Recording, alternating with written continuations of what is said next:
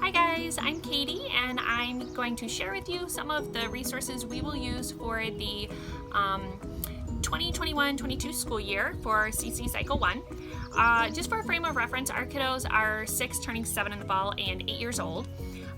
We will do CC memory work every day, and I usually tutor, so I'll have my board out and the kids and I will go through the memory work, whether it's through games or copy work, whatever it may be. We'll go through that memory work every day. So just to get started, math, we use Saxon. We did it for a little while, took a break last year, and now we're moving back to it. We really liked Saxon, so we're gonna continue with that. Latin, we're not really pushing Latin this year. We did a lot with it last year for Cycle 3 when we translated John 1, and we had a great time with that, but we're gonna just kind of put Latin on the back burner. We'll still do the memory work, but we're not gonna do anything supplemental with that.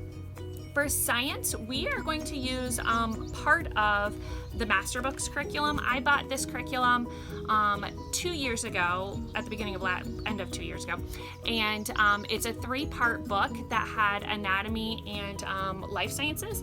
So we used the anatomy part last year for Cycle 3, and I had the life sciences taken out and rebound. Just the stuff that just matches the CC Cycle 1. So the kids will use this notebook to supplement their CC memory work for science.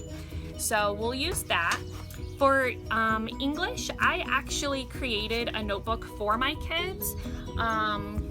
It's just English, and it's a very brief notebook. It's mostly copy work, but there are some games that I included in it. So here's copy work, and then I have some word searches for some of those prepositions, and just some other little games that makes them think about the word and then write it and spell it correctly. And then they're also working on their penmanship for that. For timeline and history, I use kind of a lot for history, geography, timeline. This year we're going to use the Prescripts cursive. Our kids really enjoy doing the fancy writing, as they call it, so we ordered this for them, and it has some of the coloring with it is timeline related, some of it's history related. This is specific to Cycle 1, so it is more of the history for Cycle 1, but it also says timeline on there, so we'll use that.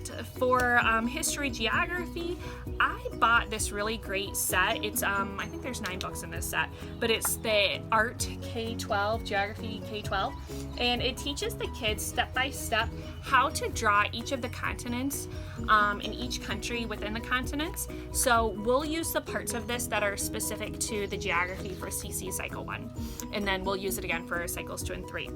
So some of the other things we're going to use to supplement with history are our read-alouds. This year I purchased the Ancient World Echoes, and I'm really excited to dive into this. So we love the living history and all that entails.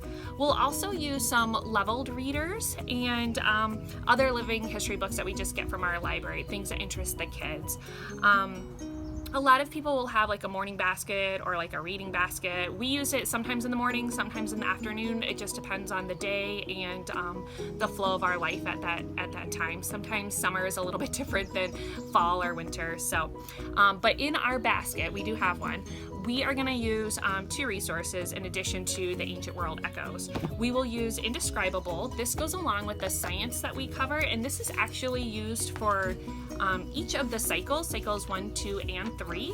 I just printed out the matchup for, I just created this. It's a matchup for the Cycle 1 weeks and what page that they correspond in the book. So I can physically check them off and use this as a bookmark also. And then I have a little notes section for that.